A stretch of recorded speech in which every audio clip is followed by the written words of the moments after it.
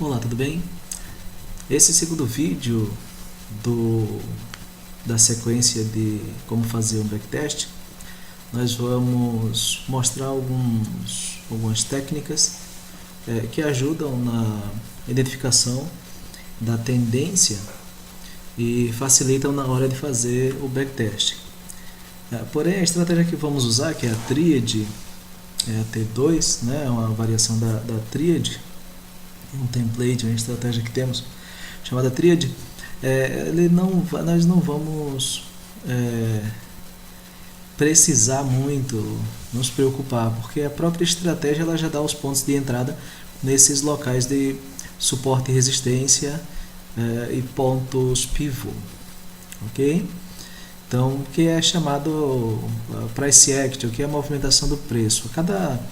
A cada investida na tendência que o preço faz, ou seja, se a tendência é de alta e o preço está subindo, né, a ação do preço é subir, o movimento do preço é subir, então ele vai deixando aí pontos pivôs e locais de suporte e resistência. Tá bom? Vamos ver como que isso funciona. Nós temos aí uma tendência de baixa, o preço se movimentando para baixo naturalmente, né? Mas o que acontece quando ele desenvolve essa tendência, quando ele se movimenta na direção da baixa do mercado? Vai acontecendo mais ou menos isso aqui, ó. O preço, se a gente for olhar um gráfico em uma condição normal, você pode perceber que o preço não cai de uma vez o tempo todo, ou fica caindo o tempo todo. O preço cai um pouco, né? Ele corrige, volta a cair, corrige e volta a cair. Então, isso nós chamamos ondas do mercado, né? Segundo a teoria de Elliott, né? Que são as ondas de Elliott. Ele descobriu que o preço se movimenta, ou o mercado se movimenta em ondas. Para que a gente tenha uma ideia legal de como aproveitar esse movimento, ou o que ele significa, né, ou fazer uma leitura do padrão desse comportamento, nós vamos ver agora o que significa essas ondas. Cada vez que o preço ele em uma tendência de baixa desce um pouco, sobe um pouco, desce e sobe, nós falamos que o mercado corrigiu. Quando ele sobe até um certo ponto, que faz essa correção e volta a descer, isso indica força na direção da tendência, e geralmente ele deixa o que nós chamamos de topo, que é essa região aqui, ó. Muito bem. Então, quando ele desce ou volta a descer e supera esse fundo aqui, você percebe que o preço subiu, deixou o topo, né? Quando ele começou a correção, ele deixou um fundo aqui, ó. Nós chamamos essa região mais baixa aqui de fundo. Então, mercado descendo em tendência de baixa, deixou um fundo, subiu, fez uma correção, desceu. Quando ele rompe esse fundo aqui, né, o valor aqui desse fundo, nós dizemos que ele rompeu um pivô. Muito bem? Então, na estratégia que nós vamos mostrar aqui, para desenvolver o backtest, você vai ver que a própria estratégia já vai dar esses pontos de rompimento aqui como local de entrada. Então, o local onde entraríamos no mercado é exatamente esse aqui. Deixa eu marcar para vocês. É exatamente esse ponto aqui. Então, esse é o ponto onde o pivô foi rompido e teríamos aí uma entrada. Isso acontece de novo cada vez que o mercado vai desenvolvendo essa tendência, né? Ele deixa ele deixa fundos mais altos, né? E topos mais altos. Você percebe que esse topo aqui é mais alto, desculpa, esse fundo aqui é mais alto do que esse. Esse topo é mais alto do que esse. Nós podemos dizer das duas formas. Ou o mercado deixa topos e fundos mais altos em uma tendência de baixa, ou podemos dizer o contrário também, que ele realiza fundos mais baixos e topos mais baixos, né?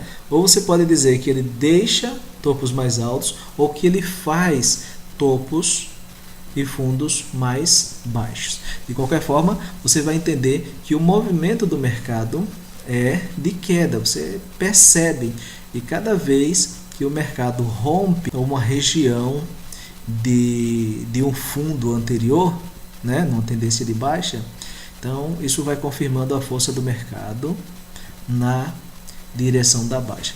Nós chamamos essas regiões também de suporte e resistência.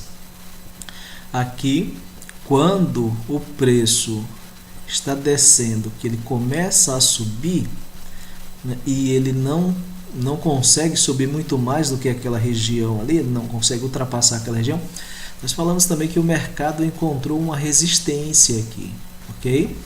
Aqui, quando ele está descendo, que ele alcança essa região aqui e não consegue romper e sobe, nós falamos que ele encontrou aqui uma região de suporte. Ou seja, região de suporte é a região do fundo, onde ele faz fundo, e a região de resistência é aquela região onde ele alcança um preço mais alto, ok? Então, parte de cima, resistência, a parte de baixo, suporte. Quando o mercado rompe um suporte, está aqui embaixo, aquele suporte passa a ser uma resistência. Percebam que aquela região, né, aquela linha do preço, ou aquela região do preço, onde o mercado antes fazia um suporte, dificultando a descida aí do preço, quando ele é rompido, que o mercado volta a corrigir, essa região agora ela não é mais um suporte, ela é uma resistência, porque ela fica acima do preço, ok? Então o preço vai alcançar ela. Se o preço superar ela, então a gente fala que rompeu a resistência. Se o preço chegar nela e voltar ao próximo dela, nós dizemos que a região de resistência não foi rompida. Esse conceito ele é válido também para uma tendência de alta. Em uma tendência de alta, o mercado ele faz o contrário do que vimos aí na tendência de baixa.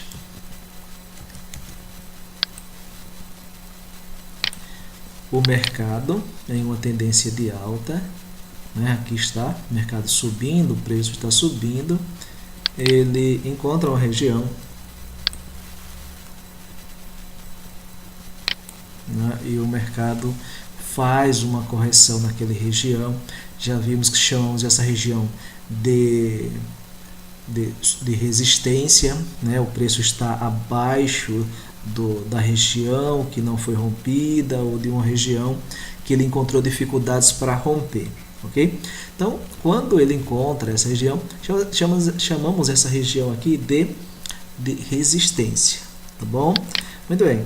Quando o mercado, em uma tendência de baixa, faz um fundo e não consegue romper esse fundo, não consegue continuar ou fazer aí uma tendência de baixa, então ele acerta ali uma região, ele chega em uma região e volta a subir, confirmando que esse movimento de baixa ele foi apenas uma correção da alta, ok? Então falamos que ele encontrou ali um suporte, né?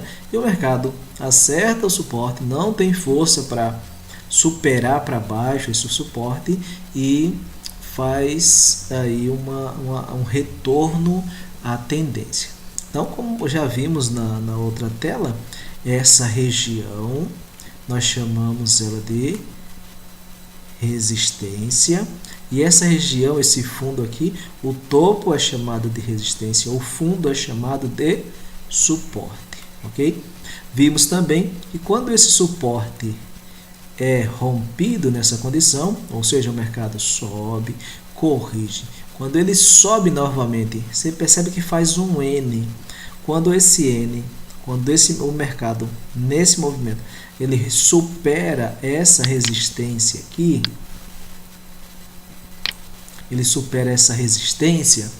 nós dizemos que ele fez um rompimento de pivô. Então, como vimos anteriormente, para a alta, esse é o momento de entrada no mercado. Então, o que pode acontecer, o que geralmente acontece, quando o mercado continua a tendência de alta, é ele fazer novos fundos e topos. Não é? Aqui, ó, dessa forma fica muito claro, fica muito fácil de perceber. E o mercado fez um topo, fez um fundo, continuou a subir, fez um topo, fez um fundo, continuou a subir, ok? Então, é simples identificarmos a tendência de alta. Na tendência de alta, você pode falar de duas formas, como na tendência de baixa. Pode dizer que o mercado está deixando topos e fundos mais baixos, ou está fazendo fundos, né, e topos mais altos cada vez que ele continua a força da tendência. Então, quais são as formas que podemos falar? E vamos escolher, claro, o que fica melhor para a gente compreender, né? Eu falo que o mercado deixa fundos e topos mais baixos, né? Eu já vi algumas pessoas falando que o mercado deixa ou realiza fundos e topos mais altos na tendência. Qualquer uma das duas formas está correta, porque esse topo é mais baixo do que esse, se a gente for entender como uma escada aqui, uma escadinha, né? Está subindo. E, da mesma forma, esse topo aqui é mais alto do que esse. Esse fundo é mais alto do que esse. Então, você vai escolher a forma que você entender que fica mais fácil para você guardar essa informação.